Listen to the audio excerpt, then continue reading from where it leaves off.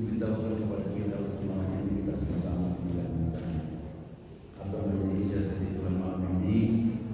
Itu yang kita akan renungkan dan itu juga yang akan memberkati kita semua. Malam ini kita akan berbicara tentang bagaimana berdampak untuk kerajaan Allah. Saya ulangi, bagaimana untuk berdampak bagi kerajaan Allah. Jadi merupakan satu pertanyaan. Mungkin kita sudah ada yang berdampak bagi kerajaan Allah, tetapi malam ini kita akan cek kembali, kita akan cross check kembali, kita akan evaluasi kembali melalui sabda kebenaran firman Tuhan ini. Bahwa malam ini kita mau cek lagi, apakah kita sudah berdampak bagi Tuhan, apakah kita sudah berdampak bagi kerajaan Allah, ataukah belum? Apakah kita hanya mau meminta terus, menerima terus dari Tuhan, ataukah kita bisa memberikan kepada Tuhan, yaitu berdampak bagi pekerjaan Tuhan. Malam ini umur kita semua bertingkat-tingkat, dari umur 25 tahun, 30 tahun, 35 tahun, 40 tahun, 50 tahun, 60 tahun, 70 tahun, yaitu saya sendiri. Pertanyaannya, apakah saya sudah berdampak bagi Tuhan? Saya ulangi, apakah saya sudah berdampak bagi Tuhan? Jangan sampai saya hanya menerima terus dari Tuhan, tapi tidak pernah saya buat sesuatu bagi Tuhan. Ini yang Tuhan mau dalam kehidupan kita. Nah, kita mau melihat di sini apa-apa yang menjadi makna yang berdampak bagi kerjaan Allah. Yaitu pertama-tama kita akan memprioritaskan kehendak Tuhan di dalam setiap kehidupan. Kita prioritaskan di dalam Matius 6:33. Dari dahulu kerjaan Allah dan kebenarannya, maka semuanya itu akan ditambahkan. Jangan kita balik, kita cari dulu kebutuhan kita, baru mencari pekerjaan, baru kerjaan Allah. Kalau kebutuhan kita, maka memang itu hanya bonus kita dari Tuhan. Kalau kita benar-benar sungguh-sungguh mencari kerajaan Allah dan perintah-perintah, yaitu kerajaan Allah, dan menjadikan kasih itu sebagai gaya hidup kita. Itu bagian berdampak bagi Tuhan. Dan yang ketiga, mempraktekkan nilai-nilai kerajaan Allah. Kita praktekkan. Karena malam ini bukan saja kita berbicara di mimbar seperti saya sekarang ini untuk menyampaikan kebenaran firman Tuhan, tetapi Tuhan mau melalui pribadi kita masing-masing, melalui sikap kita masing-masing, semua orang akan tersentuh, dan itulah mereka melihat Tuhan dan Tuhan kita. Saya ulangi sekali lagi, melalui kehidupan kita sebagai surat yang terbuka, itu yang Tuhan mau dalam pekerjaan. Mungkin kita ada di tempat pekerjaan, jadilah berkat di sana, berdampaklah di kantor-kantor sana. Mungkin ada yang bekerja di mana-mana, jadilah berkat di sana, berdampaklah di sana. Semua itu Tuhan mau kita melakukan apa yang Tuhan mau. Jangan kita sekedar sebatas datang hari Minggu rutinitas. Beribadah tidak salah sih, tetapi yang kita mau perhatikan dulu apa dampak yang kita sudah lakukan bagi Tuhan. Jangan kita sampai tua-tua seperti kelapa saja, tetapi dampaknya tidak ada. Pada waktu kita dalam gereja, mungkin kita tanam atau pasang telinga kita untuk isi kebenaran firman Tuhan. Itu pun kalau masuk semua, belum tentu. Karena banyak hal, mungkin fisik kita di sini, tetapi pikiran kita di sana, anak-anak kita di sana, di hal-hal yang di sana. Itu sebabnya malam ini kita mau melihat apa sih maunya Tuhan dalam kehidupan kita, sehingga kita mau disukai Tuhan, juga disukai setiap manusia. Kita relevan dengan Tuhan dan juga relevan dengan manusia. Mari kita saja untuk membuka satu ayat. 1 Samuel pasal 2 ayat 26. Kita akan baca sama-sama karena ini satu ayat saja untuk kita baca pertama. 1 Samuel pasal 2 ayat 26. Saya tunjukkan adalah kalau berbuat pada pertama, kalau pakai kita buku, kalau HP kalau sekali. 1 Samuel 2 pasal 26. Kalau sudah berkata amin, baca 2, 3.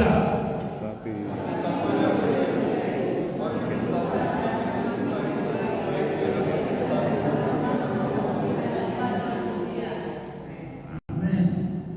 Tetapi Samuel yang muda itu, stop dulu di sini. Yang muda. Kenapa Tuhan terlalu senang sama orang muda di Alkitab? Dan orang tua itu, maaf kata, tidak terlalu disebut di dalam Alkitab. Pertanyaannya kenapa? Berarti anak muda ini lebih banyak jujurnya daripada orang tua. Contohnya begini, dikatakan tetapi Samuel yang muda itu semakin besar dan semakin disukai baik di hadapan Tuhan maupun di hadapan manusia. Samuel di hadapan Tuhan relevan. Samuel di hadapan manusia relevan. Terkadang orang kalau karena tingginya spiritualnya ngomong sama saja tidak mau. Merasa nanti dia berdosa. Tidak mau pilih-pilih mau bergaul dengan orang. Kalau terlalu tinggi spiritualnya, dia tidak mau berkomunikasi dengan sembarang orang, kecuali yang di hatinya sendiri. Tapi semua yang dikatakan dia disukai di hadapan Tuhan maupun di hadapan manusia. Apakah kita sudah berdampak seperti Paulus katakan, hidupku bukannya aku lagi, tetapi Kristus yang ada di dalam aku. Kita juga mau sama seperti Paulus.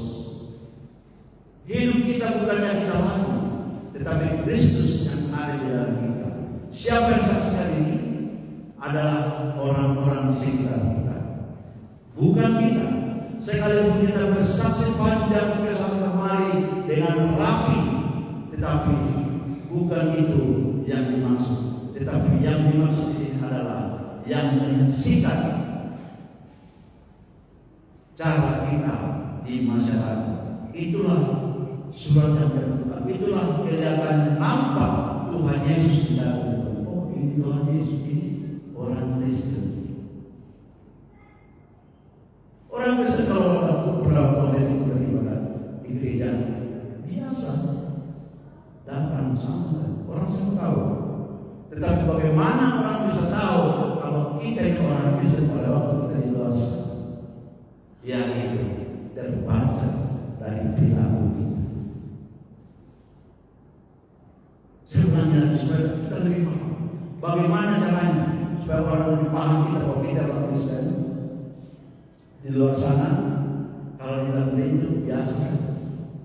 Yaitu tetap kita konsisten melakukan apa yang kita lakukan, bukan hanya di gereja saja, tetapi di luar sana pun tetap kita melakukan apa yang menjadi bagian kita di hadapan Tuhan. Bapak Ibu yang dikasih dalam Tuhan, Bapak Ibu dan saya, khususnya saya menuliskan apa menjadi kekurangan-kekurangan saya bagi Tuhan karena saya pun berdampak. Saya tulis di dalam hati saya apa-apa yang saya lakukan bagi Tuhan supaya saya berdampak di hadapan Tuhan. Umur sampai segini, kalau belum berdampak di hadapan Tuhan, terus apa yang kita membawa? Tuhan sudah memberkati, Tuhan sudah menyelamatkan kita. Bukan sampai puas di situ. Kita sudah diselamatkan selesai, stop. Ada bagian-bagian kita harus kerjakan. Makanya pelihara keselamatanmu, jagalah keselamatanmu sampai kepada Yesus datang pada kali yang kedua. Bukan dia sudah mati tadi terus sampai di situ kita tinggal terima bersih. Dia mau cari apa yang perlu kita buat selama kita berada di dunia ini. Kita ini dalam warga kerajaan Allah, dan kita harus selalu memperlebar apa namanya kerajaan Allah itu sendiri. Haleluya. Lalu apa yang kita membuat untuk bisa berdampak di hadapan Tuhan? Di sini ada saya catat 3 hal. Yang pertama-tama, maaf, di dalam kehidupan kita Tuhan mau kita menjadi garam dan terang dunia. Bukanlah kita akan menjadi, tetapi kita terkenal kamu adalah garam dunia dan terang dunia. Status kita sudah berubah, kamu menjadi terang dunia dan garam dunia dan terang dunia. Luar biasa. Kenapa?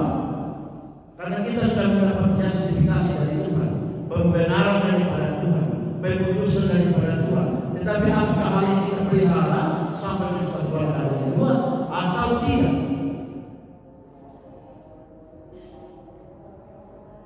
Coba Bapak Anda bacakan Matius pasal 5 ayat 13 sampai 16. Minta tolong baca.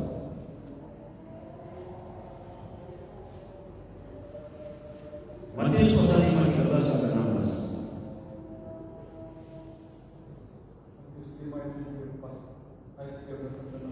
Garam dunia dan terang dunia. Kamu adalah garam dunia. Jika garam itu menjadi tawar, dengan apakah ia dihasilkan? Tidak ada lagi gunanya selain dibuang dan diinjak orang. Kamu adalah terang dunia. Kota yang terletak di atas gunung tidak mungkin tersembunyi.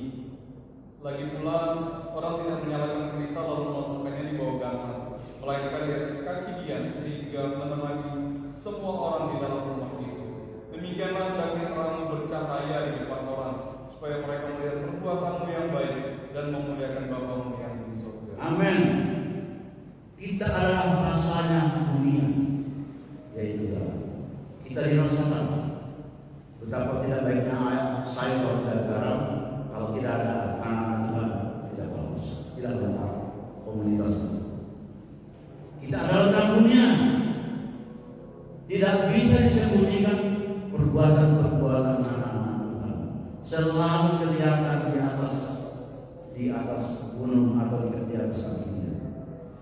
Itu adalah sebabnya dikatakan firman Tuhan, demikianlah yang terangmu bercahaya di depan orang, supaya mereka melihat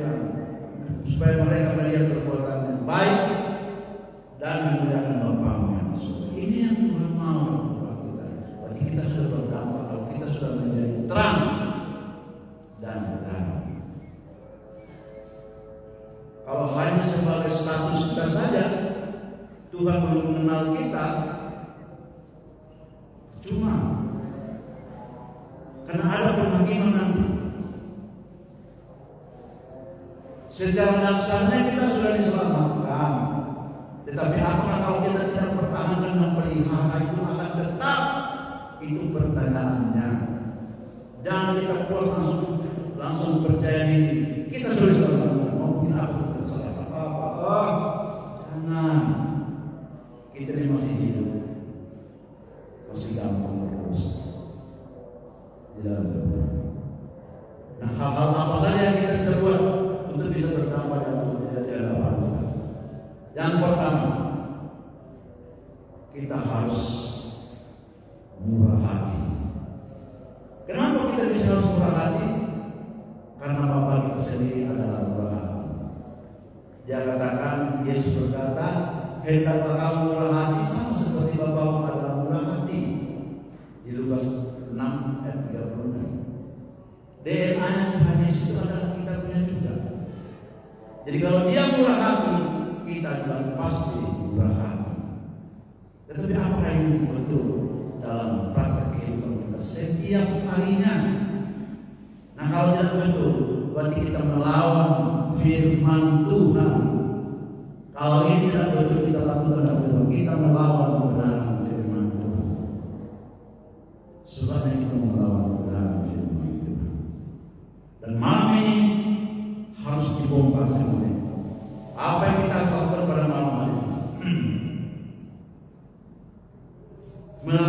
hal yang murah hati. Memang itu berat memberikan, karena kita jujur, kita tetap selalu takut kekurangan. Padahal kalau definisinya Tuhan, lebih banyak memberi, lebih banyak kita dapat dari Tuhan. Tapi kita tidak mau lakukan, tidak mau praktikkan. Coba, jangan kita lawan firman Tuhan ini. Jangan kita diam-diam melakukan apa yang bisa kita lakukan.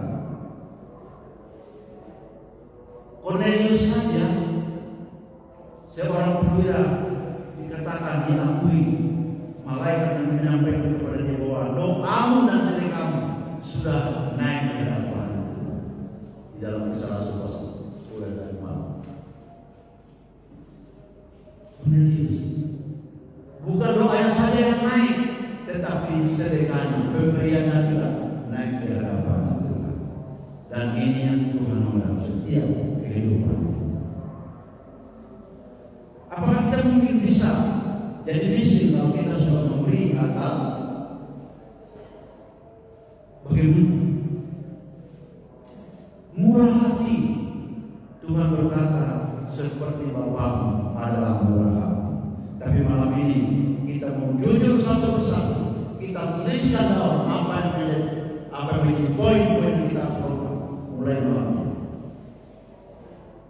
Kita harus benar-benar memahami apa menjadi prinsip-prinsip kita. Mari kita akan membaca Amsal pasal 11 ayat 24 sampai ayat 26. Saya mau minta tolong lagi Bapak Ibu baca Amsal pasal 11 ayat 24 sampai ayat 26. Amsal 11 ayat 24 sampai 26. Ya. Ada yang menyebar harta tetapi bertambah kaya. Ada yang menghemat secara luar biasa, namun selalu berkekurangan. Siapa banyak memberi berkat, diberi kelimpahan. Siapa memberi minum, ia sendiri akan diberi minum. Siapa menahan gandum, ia dikutuki orang, tetapi berkat turun di atas kepala orang yang menjual gandum.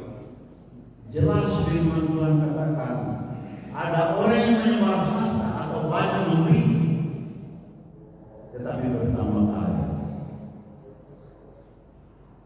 Saya ulangi sekali, puas kalau saya ulangi. Ada orang yang banyak memberi atau banyak orang yang menyebar harta, tetapi bertambah kaya. Ada yang menghemat secara luar biasa, namun selalu berkekurangan. Ini yang kita tuai setiap hari kalau kita mau pikir atau beri, karena kita melakukan kehendak Tuhan. Yang enak-enak aja kita mau. Tapi yang baik-baik tidak mau. Tutup telinga Tuhan, buka telinga kita. Sebab sekali lagi ada yang menjual harta, tetapi bertambah kaya, dan ada yang menghemat setengah mati, tetapi tetap berkurang. Ini firman Tuhan. Tanpa saya jelaskan lagi, kita sudah memahami bahwa apa yang Tuhan mau buat kita, yaitu kita mau memiliki murah hati. Ayat 11 tadi benar-benar siapa yang memberi banyak berkat, diberi kelimpahan. Siapa memberi minum, ia sendiri diberi minum. Tidak pernah Tuhan memberikan kalau kita melakukan firman. Ada amin? Tidak pernah. Ada amin? Tuhan itu selalu bersedia memberikan kepada kita. Coba aja, jangan takut firman. Coba, mulai besok coba. Tidak mungkin berkekurangan karena ini firman Tuhan. Ayat 26, siapa menahan gandum, ia diikuti orang tetap, ia diikuti orang, tetapi berkat turun di atas kepala orang yang menjual gandum. Sama, tujuannya sama. Jangan menghemat, tetapi melawan kebenaran Tuhan. Berikan saja asal sesuai dengan Alkitab, yaitu firman Tuhan. Yang kedua, mau berdampak harus memiliki integritas. Orang yang memiliki integritas, apa di dalam hatinya itu dan keluar di mulutnya. Jujur, baik dan adil. Kalau mau berdampak, harus rela membuang hal-hal, dipangkas apa yang mau dipangkas. Ini sebentar lagi Tuhan datang. Ini semakin mepet waktu. Masih ada waktu. Jangan kita takut berkekurangan, karena firman Tuhan sudah jelas malam ini datang kepada kita. Amsal 22 ayat 1 katakan yang berbunyi demikian. Nama baik lebih berharga daripada kekayaan besar, daripada kekayaan besar dikasihi orang lebih baik daripada perak dan emas. Ini orang yang memiliki integritas. Nama baik lebih berharga daripada kekayaan besar. Dikasihi orang lebih baik daripada perak dan emas. Oh, haleluya. Yang ketiga,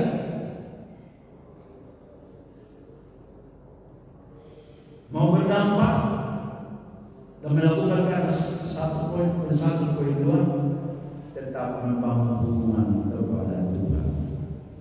Intim kepada Tuhan melalui apa? Pujian dan penyembahan doa. 3 hal ini. Kalau mau buat terobosan, mau breakthrough, lakukan 3 hal di hadapan Tuhan. Mau berdampak, inilah yang harus kita lakukan di hadapan Tuhan. Saya mau memang musik siap-siap karena tidak bersikap, tetapi biarlah kita boleh pahami 1 kata 2 kata saja, tapi biarlah kita boleh memahamkan. Tetap membangun hubungan ini dengan Tuhan. Kalau mau berdampak bagi pekerjaan, bagi kerjaan Tuhan. Miliki kerendahan, miliki kemurahan hati. Kalau ada yang buat hal yang tidak buat besok, salah sendiri kalau tetap berkesusahan. Karena firman Tuhan sudah ada. Kecuali kalau belum mendengar firman Tuhan, itu baik lagi soalnya. Tapi malam ini sudah terbongkar semua. Tinggal kita memangkas apa yang kita pangkas. Apa menjadi hak kita lakukan. Dan apa menjadi hak Tuhan memberkati kita. Makan minum pakai itu hanya bonus. Beli motor dapat jaket bensin itu bonus. Kalau kita beli motor, kalau kita melakukan firman-Nya, kita dapat bonus. Makan minum pakai tidak perlu dia akan pasti. Mari kita akan sambut benar firman Tuhan dengan satu pujian.